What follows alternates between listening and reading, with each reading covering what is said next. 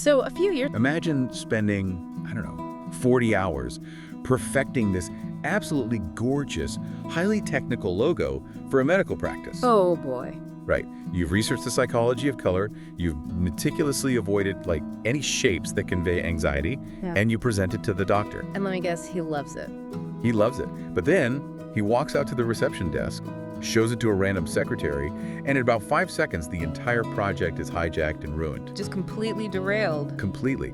And simply because her favorite color happens to be purple. Yeah, that is a classic nightmare scenario. It really is. So today, we're going to show you exactly why that happens and why treating graphic design like this straight line of inspiration is basically the absolute fastest way to ruin your work.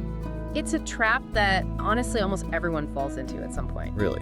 Everyone? Oh, absolutely. There is this comforting illusion that graphic design is a clean, logical progression. Yeah. You know, a client gives you a prompt, a stroke of genius hits you in the shower. Right. The light bulb moment. Exactly, the light bulb. And then you sit down at your keyboard, and a few hours later, a finished masterpiece just emerges. But I'm guessing that's not how it actually works. Not even close.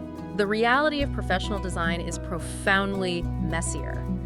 Approaching it with a strict beginning, middle, and end artificially truncates all these vital phases of discovery.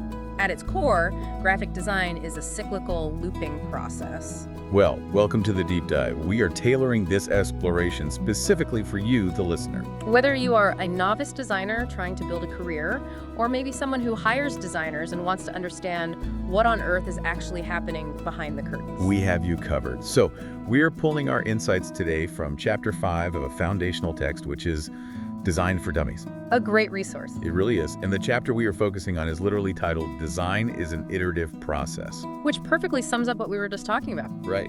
So our mission today is to completely unpack this process. We're breaking down every single phase the author wants you to understand about how real, effective design makes it out into the world. It's a vital framework to internalize because when you think linearly, you inevitably stop at the very first decent idea that crosses your mind. Because you're just rushing toward the finish line. Exactly. You just want to be done. But when you think cyclically, meaning you expect to constantly think, make, refine, break down, and improve, you push past those obvious cliches until you hit something extraordinary. Okay, let's unpack this. We are going to explore the author's specific multi-phase cyclical roadmap. I like the term roadmap. Yeah, we are charting a course that starts from the very first, often awkward client conversation and navigates the surprisingly structured chaos of brainstorming. And then wades through the harsh mathematics of sketching. Oh, the math is brutal. We'll get to that. Plus, surviving the psychological battlefields of client feedback, and finally landing on the incredibly rigid technical execution required for print and web. And then, spoiler alert, we look at how the whole thing loops right back around. Right back to the start. A roadmap is definitely the perfect way to look at it. But before you can start driving, you need to know your destination and the terrain. Which brings us to laying the groundwork. In the design cycle, the anchor for everything that follows is the project brief and establishing very clear goals. So let's dive into phase 1, project briefs and goals. This is the starting block. The absolute foundation. Now, in a perfect mythical world, a client hands you this comprehensive document that has everything figured out. Right, a magical unicorn document. Yeah, which doesn't exist. The text makes it very clear that you will almost certainly be writing this brief yourself based on your initial conversations. You have to. And it has to contain specific elements to be useful. The author dictates that a solid brief must include a project summary, the overall purpose, the scope of the work, the hard goals, and deeply specific details about the target audience's behaviors and preferences. The target audience aspect is usually where the initial friction occurs. Why is that? Well, often, clients simply do not know the answers to the questions you're asking. Really? They don't know their own audience. You'd be surprised. A business owner might know, say, they need a new e-commerce website to sell shoes. But if you ask them about the demographic nuances, the digital literacy, or the specific purchasing behaviors of their ideal customer, They just freeze up. they might just stare at you blankly. A novice designer might get really frustrated here. I would be, help me help you. Right, but the professional understands that you cannot just throw your hands up. You have to become a researcher. So you have to do the work for them, essentially. Basically, yeah. You have to dig into competitor analysis and market data, and then actively share those findings back with the client to build the brief together. Okay, that makes sense. The author actually provides a really tactical piece of advice for navigating these early conversations. Which one? They suggest asking the client to bring in examples of existing design they already like. Ah, yes. That is crucial. But the critical step isn't just looking at what they brought. You have to ask them why. That three-letter word might be the most powerful tool a designer possesses. Just asking why. Yes, because the visual vocabulary gap between a layperson and a trained designer is massive. So they don't know how to talk about what they're looking at. Exactly. A client might hand you a flyer that is brightly colored, packed with chaotic text, and has a grunge texture all over it and tell you they absolutely love it. And so you're thinking, okay, they want grunge. Right. If you take that at face value, you'll go back to your desk and design something chaotic and grungy. But if you pause and ask them why they like it, they might point to the very bottom corner and say, oh, I love how large and easy to read the phone number is. Wow. They didn't love the grunge at all. Not even a little bit. They just liked the functional typography of the contact info. That is wild. It happens all the time. They lack the vocabulary to articulate that they valued clear contact hierarchy over the aesthetic style. Asking why uncovers the functional desire beneath the aesthetic preference. Which saves you from spending days designing something they will ultimately reject. It saves immense stress. Speaking of managing stress, the author shares a very relatable human quirk regarding how they handle this initial research and planning phase. The notebook thing. Yes. They mention taking meticulous notes, specifically because they often find themselves working or thinking about a project late at night. Because the brain never stops. Exactly. They write things down so that when an idea or a frustration pops into their head at 2 a.m, it goes into a notebook, preventing them from sending what they call an inappropriate late-night email or text to the client. I have definitely been guilty of wanting to send one of those. We all have. It really highlights a fundamental truth about creative problem solving. The cognitive processing does not respect business hours. It's a 24/7 thing. It is. Once you internalize a project brief, your subconscious continues to work on it. You might be making dinner or trying to sleep, and a connection suddenly forms. So you have to get it out of your head. Exactly. Having a disciplined system to capture those thoughts is crucial. It keeps the project momentum going without violating professional boundaries with the client. Which is very important for keeping your job. Managing that ongoing cognitive process requires serious time management, though. It definitely does. Before we transition into the actual scheduling of the work, there is a hard distinction the author makes that I think is essential to clarify. It is the difference between a timeline and a deadline. Oh, this is a big one. Yeah, they sound like synonyms, right? But confusing them seems to cause major issues. They're structurally very different concepts in project management. A timeline is an internal mechanism. Okay, internal. Yes, it is a sequence of scheduled events, phases, and milestones. For example, your timeline dictates that you will spend 3 days on research, 2 days on sketching, and present initial concepts on a Tuesday. So it's like a flexible map of how you intend to navigate the work. Exactly. So if a phase takes a little longer, the timeline can shift. It can adapt, absolutely, provided it doesn't break the deadline. The deadline. The deadline is the hard stop.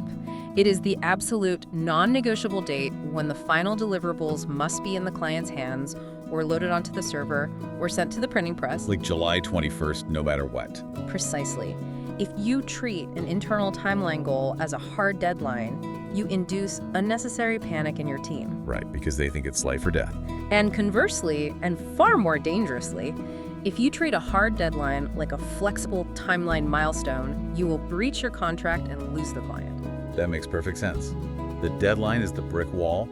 The timeline is how fast you drive toward it. Great analogy. So how do we actually construct that timeline? Once the brief is locked, how should a designer schedule their work? Well, the author points out that a lack of planning is a primary cause of project failure. Which brings us to phase 2, research and planning. Right, and to mitigate that failure rate, the text introduces a highly structured heuristic, the rule of thirds for time management. The rule of thirds, let's break that down. It demands that you divide your total available project time into 3 equal buckets. The breakdown they suggest is the first third is entirely dedicated to understanding the problem, researching, and planning. 33% of the time just for that. The second third is for brainstorming, sketching, and refining ideas. Another 33%. And the final third is reserved for computer development, gathering feedback, and executing revisions. Allocating a full third of a project's timeline purely to thinking and researching is incredibly difficult for most novices to stomach. Because they just want to get started. Exactly. When you get a new brief, there is an overwhelming, almost magnetic urge to immediately open your design software and start making things look pretty. You want to feel productive. You do. But the author warns that skipping this dedicated thinking phase creates a glass ceiling on the ultimate solution. Let's explore that glass ceiling concept. Does that mean the design might look good, but it won't actually solve the problem effectively? That is exactly what it means. If you bypass the research, your solution is inherently limited to whatever preconceived notions you held the moment you read the brief. Which are probably wrong. Almost always. Your initial understanding is almost always flawed, biased, and narrow. By jumping straight to execution, you cap your own potential. You build a beautiful house on a completely unstable foundation. To illustrate how to operate during this research phase, the author uses an analogy that I found quite surprising. Oh, the martial arts one. Yeah, they compare a successful graphic designer to an Aikido master or a surfer. It's a brilliant comparison. I have to admit my initial reaction was to push back on this.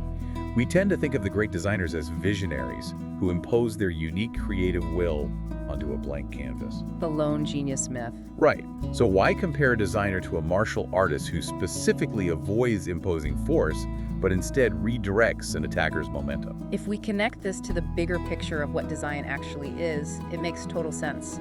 We are culturally conditioned to view the designer as a fine artist, a dictator of aesthetics. But commercial design isn't fine art. It's not pure art at all. It is applied problem solving. The author explicitly argues that attempting to force a preconceived aesthetic onto a set of information fundamentally creates bad design. So trying to bend the project to fit your personal style is the wrong approach entirely. In almost all commercial contexts, yes. Let's look at the Aikido master. When an opponent strikes, the master does not meet brute force with a rigid block. They don't just punch back. No, they step aside, grasp the attacker, and use the attacker's own forward momentum to safely throw them to the mat. And the surfer. A surfer does not try to command the ocean to push them. They paddle to match the speed of the wave and harness its natural energy. That's a great visual. In graphic design, the wave is the research. It is the data about the target audience, the historical context of the brand, the limitations of the budget, and the specific functional goals of the brief. So if you try to force a delicate, whisper-thin, minimalist design onto a brand that your research clearly indicates needs to be loud, urgent, and aggressive to reach its audience, you are fighting the wave. You will wipe out entirely. The brilliant designer does not invent the energy, they uncover the existing momentum through research. And then they redirect it. Exactly. They use their technical and aesthetic skills to amplify and redirect that momentum perfectly toward the client's goal. That is a fundamental paradigm shift. You aren't forcing the solution. You are letting the deep research reveal the direction. And your job is to skillfully steer the ship. Steering is the perfect word for it. But once you have that research, once you understand the momentum of the wave, you eventually have to generate visual ideas. Yeah. I mean, how do you cross the bridge from abstract research data to actual creative concepts? This is the transition into the second third of your timeline. The thinking phase must become generative. You have to start outflanking the problem. Here's where it gets really interesting. Phase 3, brainstorming. Because even with all the research in the world, you can't just draw the very first thing that pops into your head. Definitely not. To explain how to navigate this, the author introduces another powerful analogy, comparing the brainstorming process to military strategy. Yes. The concept of outflanking an entrenched enemy is a perfect metaphor for tackling a difficult design problem. How so? If a military general encounters a heavily fortified enemy bunker, ordering a direct head-on frontal assault is essentially suicide. Right, because that's where all the guns are pointed. It is the most obvious path and therefore the most heavily defended. Instead, the general orders their troops to move around the sides to flank the enemy. They probe the perimeter, looking for a weak spot. an unguarded door, or a blind spot in the defenses. Precisely. Brainstorming is the cognitive equivalent of outflanking a problem. You do not stare at a blank piece of paper and try to force the single, perfect, final solution to materialize instantly. Because that is a frontal assault. It is. Instead, you generate a massive variety of different angles, bizarre perspectives, and tangential ideas to see what you can learn about the edges of the problem. You are probing for a conceptual weak spot where a brilliant idea might be hiding. To ensure this flanking maneuver doesn't just evolve into people sitting around a table staring at their phones, the author lays out some very rigid rules of engagement for brainstorming sessions. They are very strict about this. First, you must not fixate on early solutions.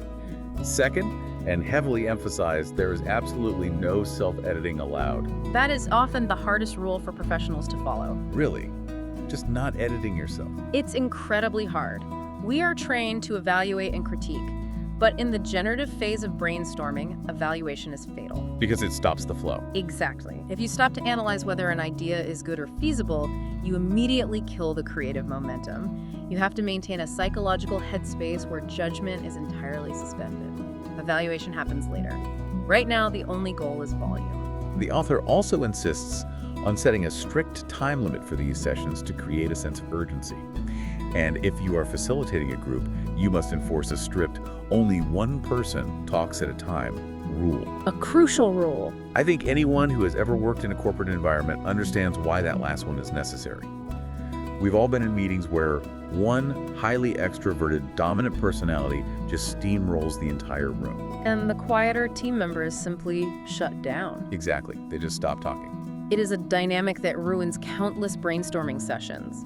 To combat this, the author shares a very literal, physical tactic they use when facilitating a room. They keep a bell on the table. A literal bell, like a hotel desk bell. Yes. If someone in the group starts to critique an idea while it's being pitched, or if they begin talking over someone else, the facilitator rings the bell. A hard, audible interrupt. It immediately breaks the tension and reminds the group of the established rules. The goal is to generate unconventional, wild ideas, free from the fear of immediate judgment. And the facilitator's job goes beyond just monitoring who is speaking, right? Oh, definitely. The text explicitly notes that the facilitator must keenly observe body language and facial expressions. Because a heavy sigh or a subtle eye roll from a senior team member can be just as destructive to the psychological safety of the room as a verbal critique. Absolutely. If the room isn't safe, you will not achieve divergent thinking. Divergent thinking. Let's define that for the listener. Divergent thinking is the cognitive process of exploring many possible solutions in a non-linear, spontaneous manner. In these early stages, you are mathematically prioritizing quantity over quality. But isn't asking a team of professionals to deliberately generate bad ideas a waste of billable hours? I mean, clients pay a lot of money for this time. It seems counterintuitive, I know, but those bad ideas are structurally vital. How? The author points out a fascinating dynamic in group settings. One member might throw out a completely unhinged fringe idea that could never actually be produced. Something totally ridiculous. Right. But the sheer weirdness of that idea acts as a cognitive spark. It forces another team member's brain out of its normal rut, igniting a pathway that leads them to suggest a brilliant, highly viable solution. So the bad idea is just a bridge. Exactly. The good idea would never have materialized without the bad idea serving as a stepping stone. That makes the messy process seem a lot more purposeful. By prioritizing sheer volume and collecting a massive, unfiltered pool of concepts, you are statistically increasing your chances of stumbling upon an innovative pathway. Far more than if you tried to logically deduce a single correct answer from the start. And speaking of unconventional pathways, we have to talk about one of the most engaging techniques mentioned in this section: reverse brainstorming. It is a wonderfully subversive methodology. It really is. I want to walk through how this actually works. Instead of asking a standard pressure-filled question like, how can we design a coffee shop experience that gains more loyal customers? You flip the objective completely upside down. You invert the problem. Right. You ask the team, how can we design a coffee shop experience that guarantees we drive every single customer away? You are intentionally asking the brain to become an agent of chaos. And people love it. The author notes that embracing this inner chaos maker totally changes the energy in the room. Yeah. Why does the human brain seem to naturally excel at coming up with ways to destroy things rather than fix them? This raises an important question about how cognitive blocks form. When you sit a group of intelligent people down and ask them to solve a complex business problem, their brains often freeze up. They get performance anxiety. Exactly. They feel an intense pressure to be correct, to sound smart in front of their peers, and to propose ideas that are immediately profitable. That pressure narrows their thinking. But when you ask them to ruin something, All the pressure vanishes. it vanishes, it becomes a game. It is liberating and slightly transgressive. So the ideas just start flowing. People will shout out, "We could serve the coffee lukewarm," or "We could make all the chairs out of jagged metal." Or we could hide the menu so no one knows what to order. Exactly. The volume of ideas skyrockets. And then the facilitator performs the magic trick. You take all of those terrible, destructive ideas and you systematically reverse them back into positive mandates. So the joke idea of hiding the menus flips into a mandate for highly visible, intuitive, and beautifully designed menu boards. And the jagged metal chairs idea flips into a core directive to invest heavily in ergonomic premium seating. By asking the brain to look at the absolute worst-case scenarios, you bypass the normal filters and reveal hidden vulnerabilities and innovative strategies that a standard, polite brainstorming session would have completely overlooked. It's a brilliant hack for the human brain.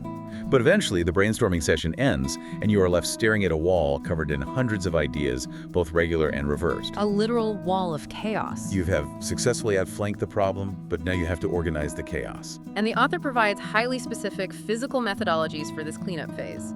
It starts with the medium itself. They strongly recommend having everyone write their individual ideas on Post-it notes during the session. Making the ideas physical and movable, rather than just a static list on a whiteboard. Yes, the tactile nature is important. Once you have a wall of Post-its, you begin the first stage of sorting by creating an affinity diagram. An affinity diagram. This is a formal term for the physical act of moving the notes around and clustering them together based on their natural relationships or similarities.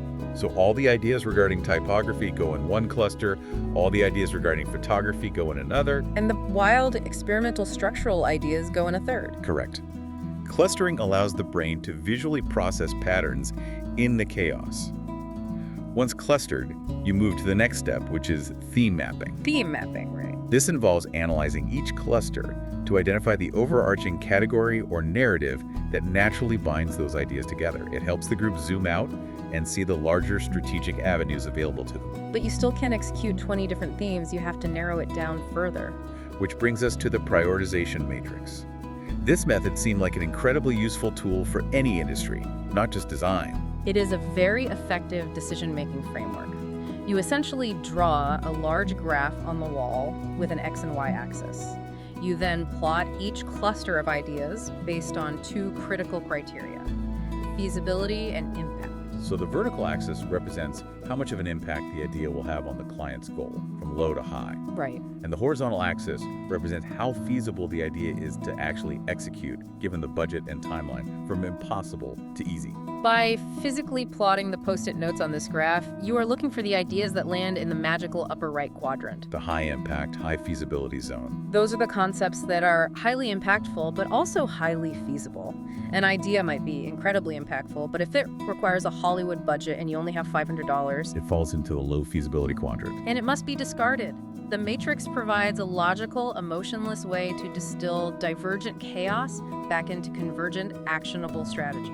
And once you have those prioritized, refined, highly impactful ideas, it is finally time to translate words into imagery. Which brings us to section 3, visualizing the mess, or phase 4, sketching out your ideas. Because a Post-it note that says modern vintage typography is a concept, not a design. You have to pick up a pencil. This is the critical threshold where the strategic thinking phase must manifest visually, and the author is uncompromising about how this phase must begin. They introduce the practice of creating thumbnail sketches. I was absolutely fascinated by the story the author shared here regarding a specific assignment they give to their Introduction to Graphic Design class. It perfectly illustrates the harsh reality of visual ideation. It really does. So the author assigns the students a task. Illustrate the meaning of a specific word. Let's use the word popcorn as an example. Okay, popcorn. But there is a massive catch. The student is explicitly forbidden from drawing the literal object. You cannot draw a kernel of popcorn, a popcorn bucket, or a corn cob. Which immediately strips away the brain's first, most comfortable, literal solution. It forces lateral thinking. Exactly. But the constraint gets even wilder. The author requires every single student to draw 150 separate thumbnail sketches of this non-literal concept before they're allowed to even touch a computer mouse. 150 unique conceptual sketches for a single word. It is a grueling cognitive exercise. And the author breaks down the brutal mathematical reality of this assignment. They state that year after year, out of those 150 sketches, the first 100 of them are generally terrible. Just completely useless. They rely on weak connections, or they simply fail to communicate the concept.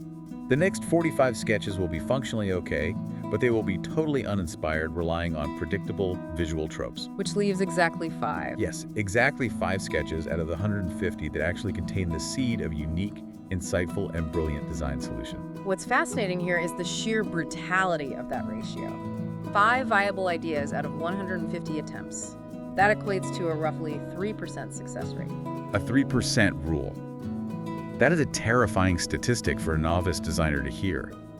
It implies an enormous amount of failure is baked into the process.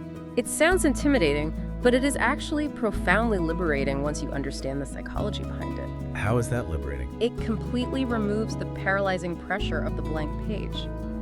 If you know that your first 100 ideas are statistically guaranteed to be mediocre, you stop agonizing over making the first one perfect. You just accept it. You just get it out of your head and onto the paper so you can move on to the next one. To facilitate this rapid dumping of ideas, the author insists that these thumbnails should be drawn incredibly fast. They should be loose, gestural, and almost messy. And they provide a very specific rule. Do not use an eraser. The prohibition against erasers is deeply intentional. Why? What's wrong with fixing a mistake? The moment a designer starts erasing a stray pencil mark, they have shifted their cognitive focus from ideation to rendering. They are suddenly obsessing over making a pretty drawing. Oh, I see. But thumbnail sketches are not fine art. They are not meant to be framed. They are a volume game. They are a rapid-fire method of visually exploring angles and testing the waters of a concept. So if you draw something and it looks wrong, you don't erase it to fix it, you just draw a new box next to it and start a new sketch. Exactly. Because if you only patiently draw and refine 10 sketches, relying on your eraser to make them look perfect, statistically, you haven't even fought your way through the initial layer of bad ideas yet. You're just polishing the terrible ideas. Precisely. You have to aggressively push through the obvious cliches and the uninspired middle ground to mine those rare 3% gems. Okay, so let's say you've done the grueling work. You've drawn the 150 boxes, and you have successfully identified those 5 magical sketches that actually have potential. What happens next? You don't just scan a messy thumbnail and call it a day. No, you transition from the thumbnail phase into iterative sketching. Iterative sketching. The author uses an excellent analogy here, comparing the process to a traditional painter. A classical painter does not start a large canvas holding a tiny, single-haired detail brush. Right, they use a big brush. They start with a large, broad brush to block in the major shapes and colors. Those are your thumbnail sketches. Then, as the painting's structure is established, they switch to smaller and finer brushes to gradually refine the details. That process of tightening the focus is iterative sketching. So you take one of those 3% winners, you redraw it on a fresh sheet of paper, but you make it a bit tighter, and then you draw it again and again. Yes. You might take a single promising thumbnail concept and execute 20 tighter, more deliberate sketches of it. And the crucial mechanism here is that you are isolating variables. What do you mean by isolating variables? You don't redraw the whole thing completely differently every time. You keep the core concept stable, but you change 1 or 2 specific elements to observe the effect. Like tweaking the recipe slightly. Exactly. In one iteration, you might change the perspective from eye level to a bird's eye view. In the next, you might significantly thicken the weight of the primary lines. In the next, you might alter the spatial distance between the foreground and background elements. It's just tiny adjustments. You are systematically testing how micro-adjustments impact the overall clarity and impact of the communication. Doing that level of microanalysis alone for hours on end sounds mentally exhausting. It is, which is why the author introduces the concept of collaborative sketching. When a designer hits a cognitive wall or becomes too close to the work to see it objectively, they can bring in a team and a facilitator. So everyone sketches together. Everyone in the room sketches variations of the concept together for a tightly timed period. Then, they put the sketches on the wall, critique them as a group, select the most effective elements from different drawings, and combine them. It radically accelerates the refinement process by utilizing diverse perspectives, to lift the heavy burden of ideation off a single individual. It's a lifesaver. Whether you are sketching alone or collaborating with a team, you are constantly wrestling with the core challenge of graphic design: how to communicate complex, abstract ideas using only visual elements.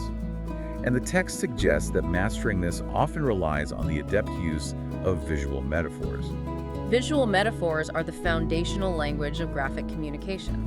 A metaphor involves taking the established attributes of one recognizable thing and using them to project meaning onto another, perhaps more abstract concept. To explain this, the author uses a universally recognized example: Captain America.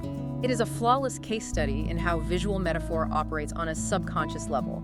If you analyze Captain America's costume and shield, you aren't just looking at functional armor, you are looking at a highly deliberate appropriation of specific colors and shapes: red, white, blue, alternating stripes, and 5 pointed stars. Those specific elements are the universally recognized symbols of the United States flag. Exactly. By wrapping the character entirely in those specific visual cues, the character's design instantly, silently projects the complex concepts of American patriotism, government authority, and national identity. The viewer understands the character's alignment and purpose before they ever read a single word of dialogue. That is the power of a successful visual metaphor. It is an immediate, frictionless transfer of complex information. But the author also issues a very strong warning about metaphors. They can degrade into useless cliches incredibly quickly if a designer isn't vigilant. Absolutely. A visual metaphor only functions effectively if it feels fresh enough to engage the viewer's brain or impactful enough to create a strong association. So no light bulbs. The author specifically calls out ubiquitous symbols, like using a glowing yellow light bulb to represent a new idea, or using a red heart to represent care or love. We see those everywhere. These metaphors have been used so extensively across decades of media that they have become visually invisible. They are utterly predictable and generate zero emotional or intellectual friction for the viewer. They are boring. They are boring, and therefore easily ignored. A skilled designer must learn to break a metaphor down into its basic conceptual elements, manipulate those elements, and test them to find a clever, original execution that still communicates the core idea without relying on a tired trope. The text also stresses the importance of keeping these visual metaphors simple. If you try to layer 3 different metaphors on top of each other, you just muddy the visual waters and confuse the audience. Less is usually more. So let's assume you have developed a few simple, strong, original visual metaphors through your iterative sketching. A very common problem designers face at this stage is having 2 distinct sketches that are both really good and feeling the urge to combine them into one ultimate design. How do you do that without creating what the author accurately describes as a Frankenstein abomination? It is a highly delicate operation. Novices often try to just forcefully snap 2 disparate sketches together like incompatible Lego bricks, resulting in a cluttered mess. The author uses a culinary analogy here, right? Yes, to guide this process, if it grows together, it goes together. You have to search for visual elements within the 2 sketches that naturally complement each other stylistically or conceptually, while ruthlessly prioritizing the most important features to ensure the final combined image feels like a cohesive, unified thought. To illustrate how this is successfully achieved, the author provides a vivid, step-by-step example from their own portfolio that I want to walk you through. It revolves around a sketch titled Gasp. The Gasp sketch. The design challenge was to illustrate the horrifying concept of drowning, but they needed to avoid the obvious, literal interpretation. Just like the popcorn exercise, they had to avoid drawing a literal person thrashing in water. Exactly. So they took 2 separate iterative sketches and carefully merged them. The first step was establishing the environment. They created a stark grid system on the canvas. The top quarter of the frame was rendered as a light, airy sky, while the bottom 3/4 was filled with a dark, heavy gradient representing deep water. Establishing the spatial context without rendering literal waves. Right. Then, for the typographic element, instead of using the literal word drowning, they choose the word gasp, G-A-P. The psychological association with drowning is immediate, but it is slightly less on the nose, forcing the viewer to engage slightly more. The copywriting itself becomes a structural part of the design solution. Yes. Then came the integration. They took the 4 letters of the word gasp and placed them down in the dark water section.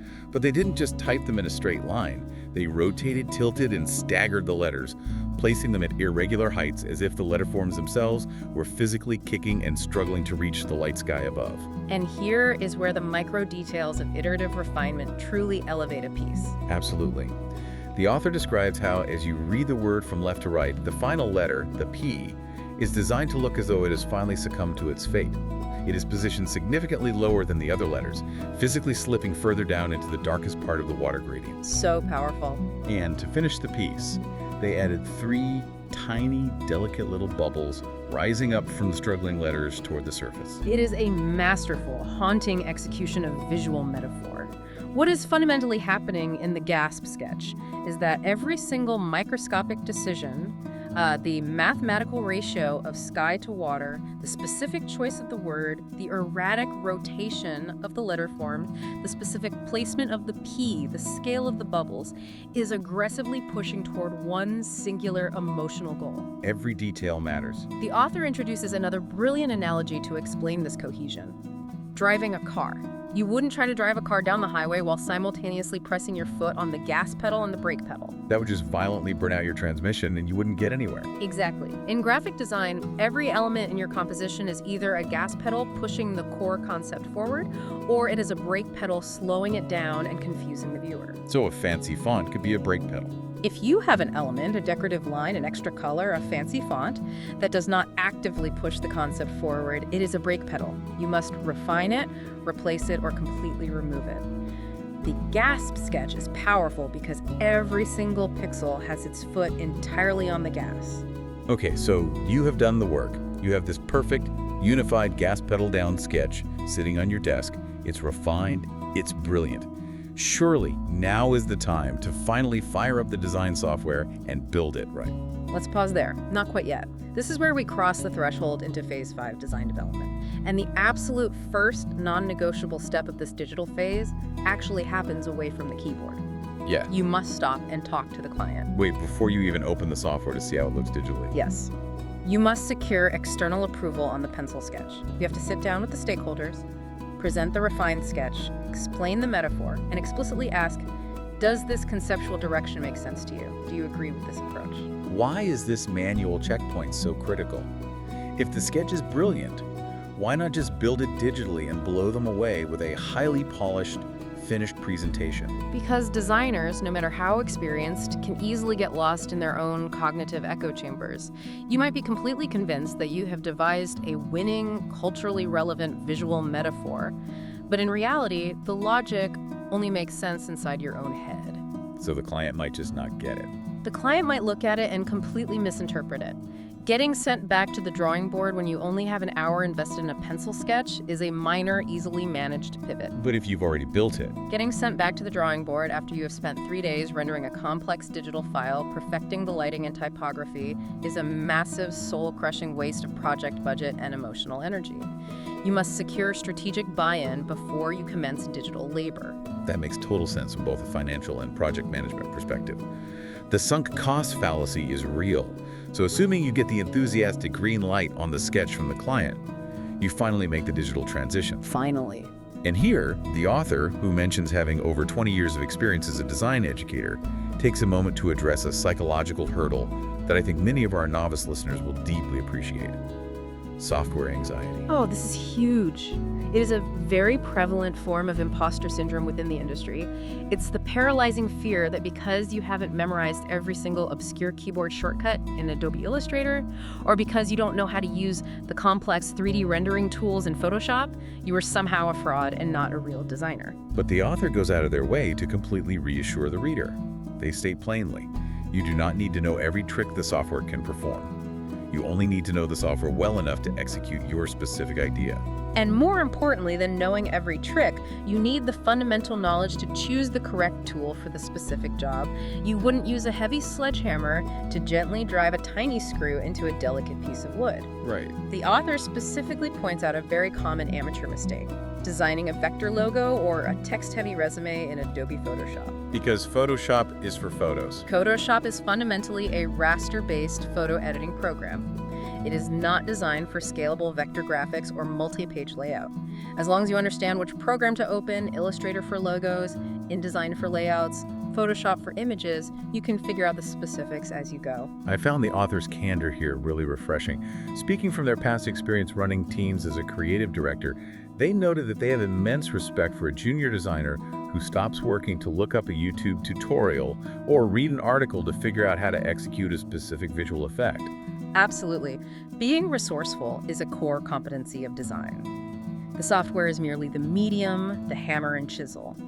The rigorous thinking, the research, the brainstorming, the iterations we just discussed, that is the actual act of design. It's all about the thinking. However, once you do successfully execute that design digitally, you immediately run headlong into the most emotionally turbulent and perilous part of the entire looping cycle. Phase 6, feedback and revision. The critique phase. Just saying the word critique out loud makes my palms sweat. It feels like you are offering your homework up to be graded by people who don't understand the assignment. It is notoriously difficult to navigate, but the author argues that success here relies on the designer fundamentally shifting their internal headspace. You have to stop viewing feedback as a hostile me versus them scenario. This is not a personal attack. It is not a personal attack on your artistic merit. It is a necessary partnership. They strongly emphasize adopting what they call the our solution mindset. You have to carefully frame the presentation and the subsequent conversation so the client feels like an active collaborator in the genesis of the design. You don't present it as my brilliant design. You present it by saying, this is the solution we arrived at based on the goals and research we discovered together. That phrasing completely disarms the adversarial dynamic. However, you can't just toss the printed design onto the conference table, lean back, and ask the client, so what do you think? You have to actively shape and control the environment of the critique. So what does this all mean in a practical setting? Let's say you're in the room. How do you actually handle a client who looks at your carefully crafted work, frowns slightly, and gives you that dreaded, impossibly vague feedback like, I like it, but it just needs something? Can you just make it pop a bit more? How do you address make it pop? You defend against vague feedback by preventing the client from relying on it in the first place. You must actively lead them through the critique. You never leave them to their own unguided devices to form an opinion. So you take the reins. You begin the presentation by verbally reminding them of the agreed-upon project goals from the brief. You recap the target audience research. You explain the logic behind your visual metaphors. And then, when it is time for feedback, you ask highly targeted, specific questions. You control the parameters of their evaluation. Exactly. You never ask, do you like the colors? You ask, do you feel this specific color palette provides enough high contrast readability for an elderly demographic? It is so smart. You never ask, what do you think of the font? You ask, does this heavy typeface effectively project the urgent, aggressive tone we agreed the campaign needed? By framing the questions around functionality, you force the client to evaluate the design against the established strategic goals, rather than allowing them to judge it based on their arbitrary personal whims. That is such a masterful professional strategy to maintain control of the project's integrity. But the text mentions a massive exception to this rule of leading the critique, right? Yes, and the distinction is crucial. If you are testing the design prototype with the actual target audience, the end users, as opposed to the client who is paying your invoice, you must do the exact opposite. Which is? You must shut your mouth and observe. You do not explain your clever metaphor. You do not lead them with loaded questions. You need their raw, unfiltered, unbiased reaction. Because if you have to explain it, it's not working. The author notes a harsh truth. If you have to stand next to a poster and explain the joke isn't funny. If you have to explain how to navigate the website, the design is failing. Okay, but let's go back to the client relationship and raise a truly difficult, real-world scenario that the author addresses. What if you are doing everything perfectly? You are partnering with the client, you are asking targeted questions, but the client stubbornly insists on demanding a change that is objectively, structurally bad. A change that your years of professional experience tell you will actively ruin the communication and harm their business. It is an inevitable scenario for every working designer. And this is where the author introduces a vital behavioral concept, the design Sherpa. I love that terminology. The design Sherpa versus the prima donna. It perfectly encapsulates the required maturity. A prima donna designer reacts to a bad client idea by throwing a tantrum. They insult the client's taste, stubbornly refuse to compromise, and act as though their artistic purity is being violated. Yeah, the Sherpa. A design Sherpa, on the other hand, recognizes that the client is simply a traveler trying to cross difficult, unfamiliar terrain to reach a business goal, and it is the designer's job to guide them safely without letting them walk off a cliff. So if a client demands that you change a sleek, modern, highly legible sans serif font into a chaotic, unreadable cursive script because their spouse liked it on a restaurant menu, the Sherpa doesn't just argue with them across the table. Arguing rarely changes a client's mind. It only makes them defensive. Instead, the Sherpa nods, goes back to their computer, and meticulously mocks up two distinct regions of the design. Wait, so you actually spend the time to build the bad version they asked for? Yes, you build the client's flawed version exactly as they requested, but then you build a second version. This version addresses the underlying emotional concern the client was trying to solve. Perhaps they felt the original was too cold and wanted something more personal. But you solve it using proper, structurally sound design principles rather than illegible cursive. Then you present both versions side by side. I see. You say to the client, I heard your request to make the typography feel more personal, and here on the left is exactly what that script font looks like applied to the layout. However, based on my expertise in legibility standards, I developed an alternative on the right that introduces warmth through a modified serif font while maintaining perfect readability for your audience. So you don't tell them they're wrong. You visually prove why relying on your design expertise yields a superior result for their business. You show, you don't just tell. That is brilliant client management. And speaking of constantly making all these changes, tweaks, and side-by-side mock-ups, the author drops a highly practical, seemingly mundane tip here that is actually a massive lifesaver. Versioning. Yes, disciplined file versioning. It sounds like boring IT advice, but it is a fundamental professional survival skill. It truly is. Let's explain how this works. Instead of just hitting save and overwriting your original file when the client asks you to try turning the logo purple, you must use save as and name the new file logo_v2.0. Why? Because, and I know every single listener who's ever done creative work is nodding along right now, inevitably the clown will look at the purple logo, realize it was a terrible idea, and say, you know what, never mind, let's just go back to the original version. If you did not use versioning, you are now in a very bad situation. You have to spend hours trying to manually undo your work, trying to remember the exact hex codes of the original colors, and hoping you get it exactly right. Which you never do. If you used versioning, you simply close v2.0, open v1.0, and you are done in 5 seconds. The author also makes a very sharp business point about versioning. It acts as undeniable proof of your billable hours. It provides a concrete paper trail to the effort, the dead ends, and the explorations you undertook at the client's direct request, protecting you when it's time to send the final invoice. It is professional insurance. And as you are working your way through all these numbered versions and compiling the client's feedback, the author recommends analyzing and organizing the critique through two distinct lenses: micro and macro. Let's define those. Micro feedback is granular, highly specific changes. Things like nudge this text box slightly to the left or make the logo 10% larger. Right. Macro feedback is substantial, structural changes. Things like we need to completely change this from a horizontal orientation to a vertical orientation, or let's swap out the main photograph for an illustration. Categorizing the feedback this way helps you aggressively prioritize your workflow. You must always tackle the macro structural changes first. If you spend an hour meticulously nudging text boxes based on micro feedback and then apply the macro feedback to change the entire layout to vertical, all of your micro adjustments are instantly destroyed. Because the whole layout shifted. You establish the macro structure, then refine the micro details, and of course the text mentions the one golden rule of feedback that overrides everything. If there is a factual error, a spelling mistake, or the use of an incorrect brand color, you drop everything and fix it immediately, no questions asked. Okay, so you've survived the grueling revisions. The client is happy, the design is macro and micro perfect, all the typos are fixed. We are finally entering phase 7, finalization and execution. The proof is in the pudding. This is the critical moment where you legally and practically lock the project in. But as the author astutely notes, this is the exact psychological moment where clients suddenly love to hem and haw. The reality of final commitment makes them extremely nervous. They start dragging their feet, asking for just one more tiny change over and over again. So how does a professional designer force the issue and bring the project to a close without becoming aggressive or damaging the relationship? You introduce formal, documented friction. You require the client to sign a proof approval form. The author explains that this specific document is an essential shield for the designer. It presents the nervous client with two, and only two, clear options.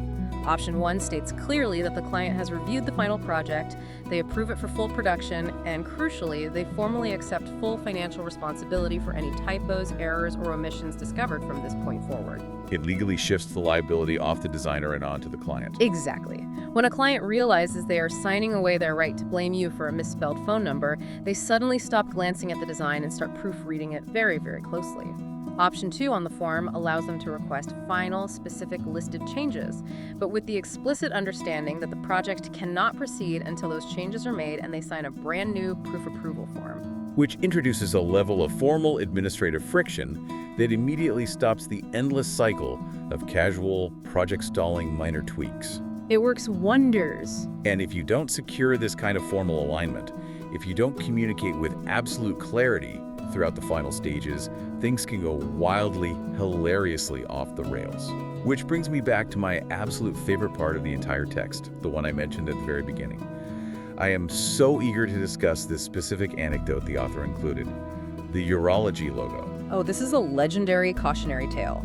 It is painful to read, objectively hilarious, and profoundly educational regarding client management. I'll set the stage and then I'd love for you to break down exactly what went wrong. So, the author is hired to design a brand new identity logo for a local medical professional, specifically a urologist. The designer does everything right based on the phases we've discussed. They research the medical field, and they think deeply about how shapes and colors will emotionally impact a patient who is likely experiencing pain or anxiety. They executed a flawless strategic analysis of the target audience's psychological state. To comfort an anxious urology patient, the designer knew they had to actively avoid any sharp, aggressive, or jagged shapes. There could be no zigzags, no harsh triangles, no pointed starbursts. Because sharp points subconsciously communicate piercing or pain. Precisely. You want organic, fluid, rounded, and calming shapes. Furthermore, the designer made a highly strategic decision regarding color theory. They steered completely clear of the warm end of the color spectrum. They used absolutely no reds, no bright oranges, no yellows, and no deep purples. They wanted to ensure there was zero subconscious visual association with blood, inflammation, or bruising.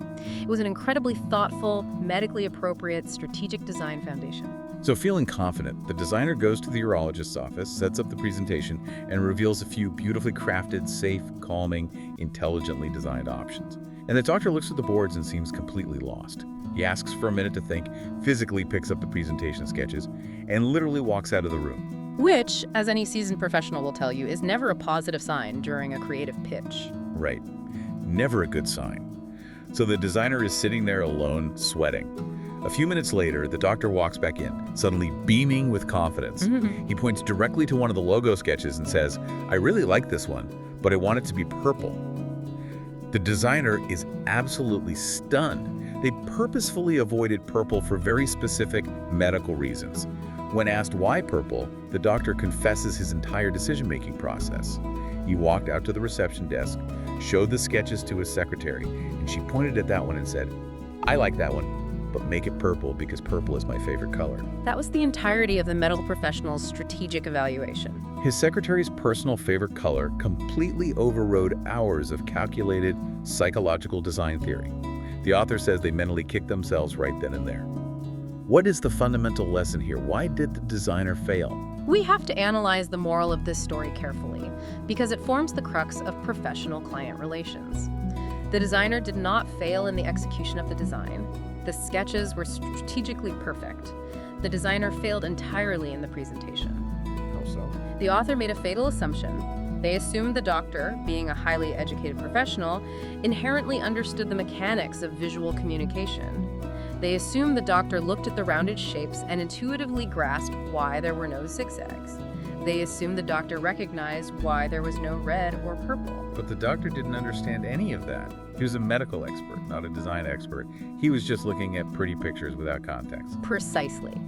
If you, as the expert, do not explicitly and thoroughly articulate the why behind your purposeful design decisions before you show the work, you leave a massive intellectual vacuum in the room. And human nature dictates that a vacuum will inevitably be filled by the arbitrary, uneducated preferences of whoever happens to be walking by.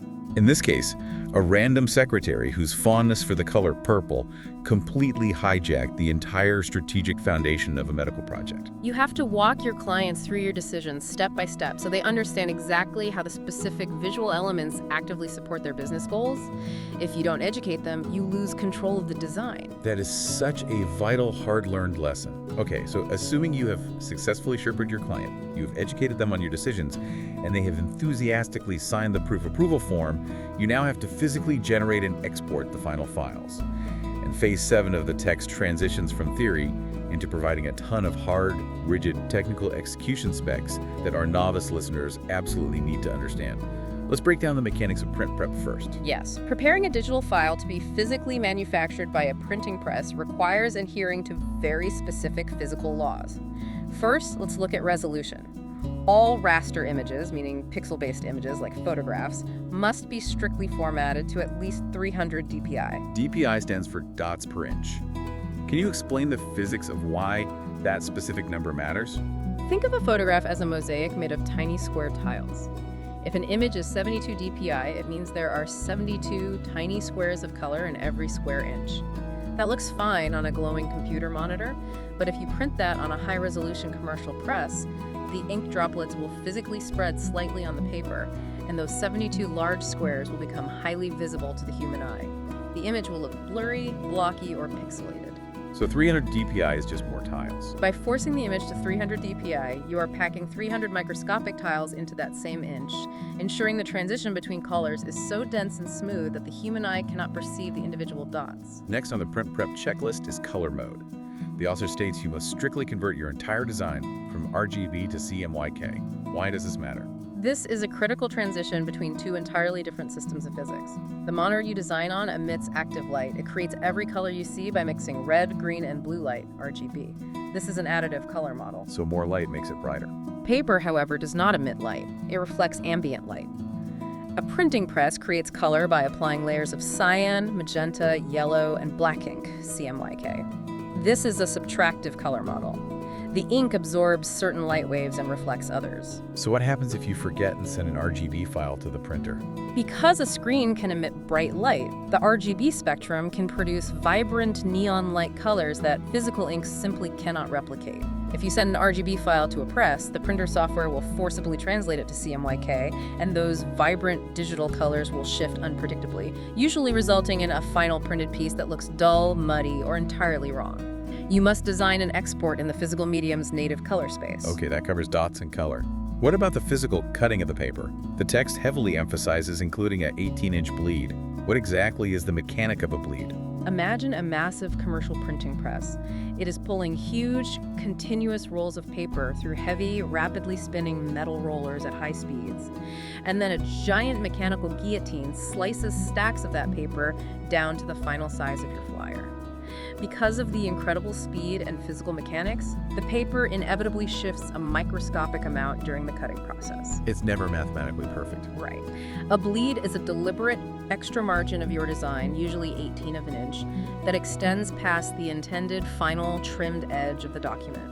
If your blue background stops exactly at the theoretical edge and the guillotine blade shifts a millimeter to the right, you will be left with a glaring, ugly white border of unprinted paper on your final product. The bleed ensures that the ink goes completely past the cut line, guaranteeing color all the way to the absolute edge. That makes perfect mechanical sense. Yeah. There's one highly specific, almost chemical formula the author provides for print that I found fascinating. Rich black. Yes, rich black. This addresses a common physical limitation of commercial ink. If you are designing a poster with a massive, solid black background, and you tell the computer to just use 100% black ink, the K in CMYK, the result off the press is often disappointing. It doesn't look black. A single layer of black ink on white paper usually looks slightly transparent, resulting in a dark, washed-out charcoal gray rather than a deep, void-like black. Furthermore, a large, single-ink solid area is highly susceptible to physical printing defects called hickeys. Hickeys. That's an actual printing term. It is. In offset printing terminology, a hickey is a tiny, unintended white spot or ring-shaped imperfection in a solid area of color. It is caused by a microscopic speck of dust, dried ink, or loose paper debris getting stuck to the printing plate and physically blocking the ink from transferring to the paper. So how do you defeat the hickeys and get a proper black? You use the rich black formula. Instead of just 100% black, you set the color mixture to 40% cyan, 40% magenta, 40% yellow, and 100% black.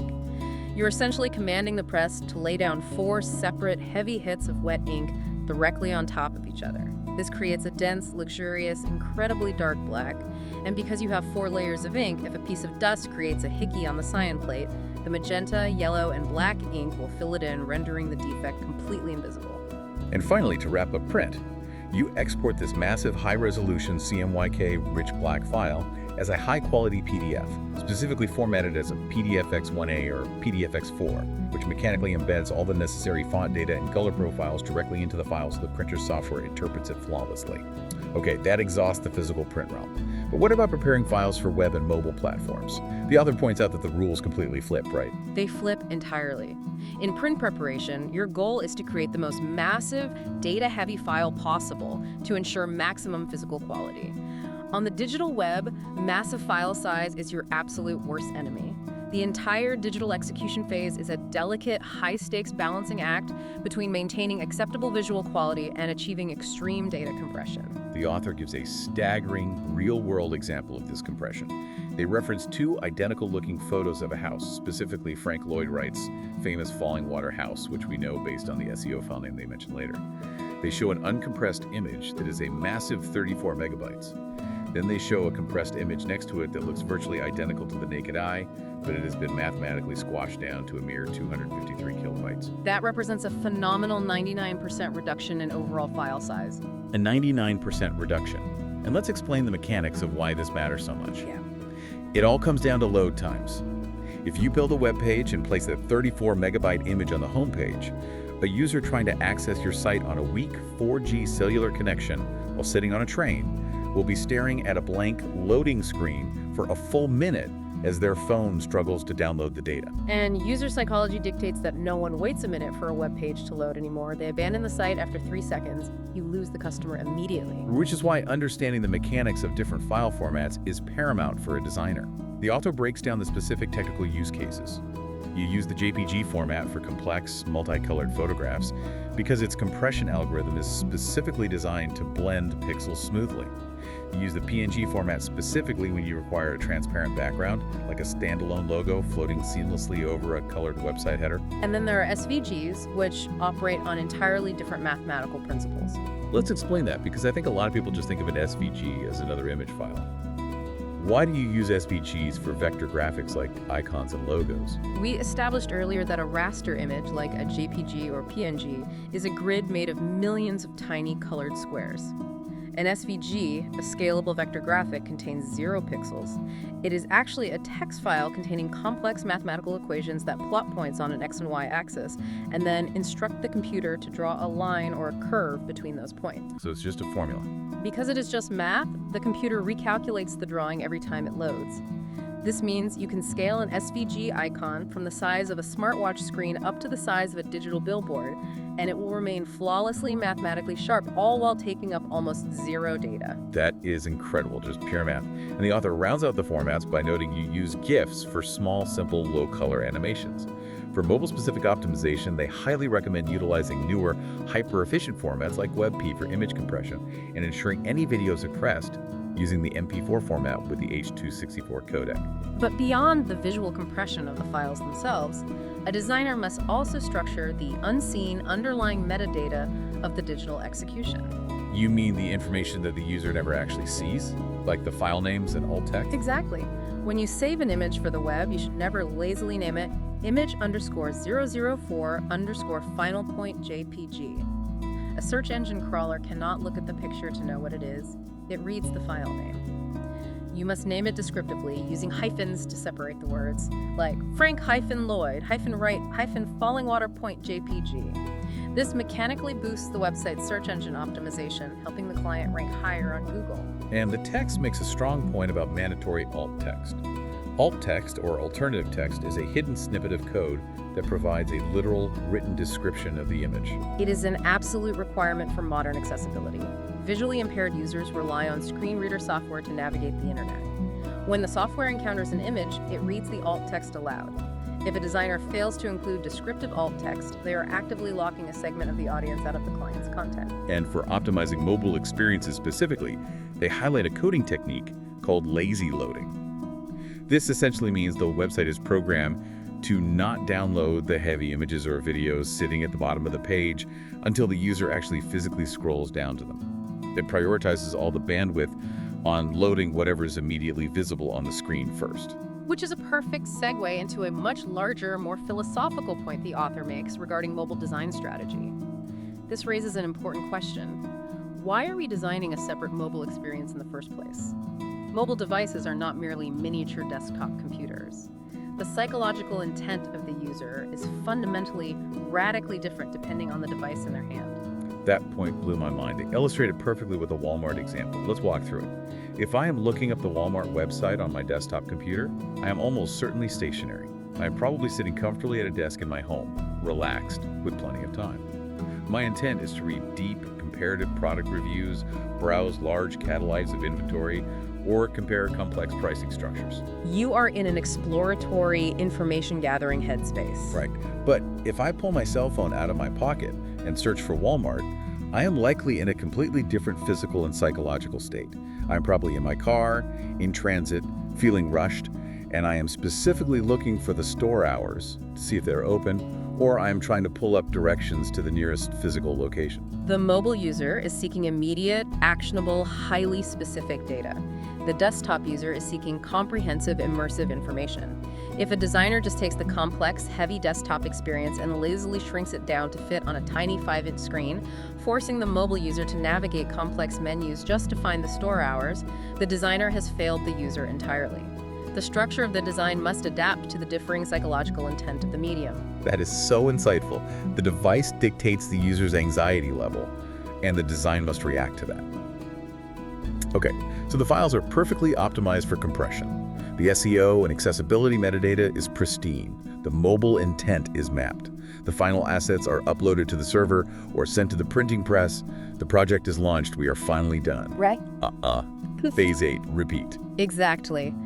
We have reached the end of the line only to discover it isn't a line at all. We complete the circle. Remember the author's primary diagram in the chapter?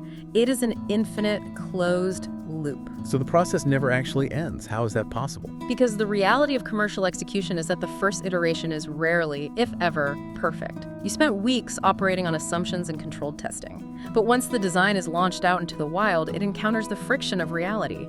Real users interact with the website in ways you didn't anticipate. The client's business model evolves. New market competitors emerge. The wave changes direction. Exactly. New insights emerge from the real-world performance data. A professional designer takes those new insights, realizes the current design is no longer fully optimized, and cycles right back to phase 1. You update the brief with the new data, you research the shifting trends, you brainstorm new structural solutions, and you push the innovation further. But practically speaking, if the design cycle is infinite, how does a project ever actually finish? How do you move on to the next client? The author makes a very poignant, almost philosophical observation here. The creative cycle only truly stops when it slams into a hard, immovable, real-world constraint. The allocated budget is completely depleted. The ultimate, non-negotiable deadline has arrived. The client changes executive management and the initiative is killed. The truth is, a commercial design is never actually perfected. It is just eventually abandoned, frozen in its current iterative state, because the real-world parameters ran out. That is a wildly different, deeply sobering way to view the profession. It removes the pressure of perfection, but introduces the reality of endurance. Let's summarize this monumental journey for everyone listening. The ultimate defining takeaway from this deep dive into Chapter 5 is that graphic design is absolutely not a straight, magical line of artistic inspiration. It is a looping, rigorous, almost punishing ecosystem. It requires the patience for deep research, the psychological courage to embrace divergent chaos and brainstorming, the mathematical resilience to sketch 150 times just to find a 3% success rate, the emotional intelligence to Sherpa a client through feedback without acting like an arrogant prima donna, and the exacting scientific precision to prepare files perfectly for the physics of their intended medium. It is a profound, demanding synthesis of visual art, behavioral psychology, applied mathematics, and digital technology. And internalizing the mechanics of this looping cycle is the precise threshold that transforms a person who just knows how to click buttons in software into an actual functional designer. I couldn't agree more. And it brings me right back to the scenario we started with. If graphic design is truly this massive, iterative cycle that is never actually perfected, only eventually abandoned because the clock ran out or the money dried up or the deadline arrived. It is a haunting thought when you extrapolate it out into your everyday life. If design is never finished, only abandoned, how does that change the way you look at the physical world around you? Think about every familiar logo printed on your morning coffee cup. Think about the layout of every website you scroll through on your phone, every giant billboard you pass on the highway, every instruction manual you read. What invisible, grueling iterations, what hundreds of discarded post-it notes and erased thumbnail sketches, and what secret, agonizing, purple secretary conversations are hiding right beneath the surface of our entirely visually designed world. That is a staggering amount of hidden labor to chew on the next time you look at a supposedly simple design. Thank you for joining us on this deep dive into the iterative process. We'll see you in the next loop.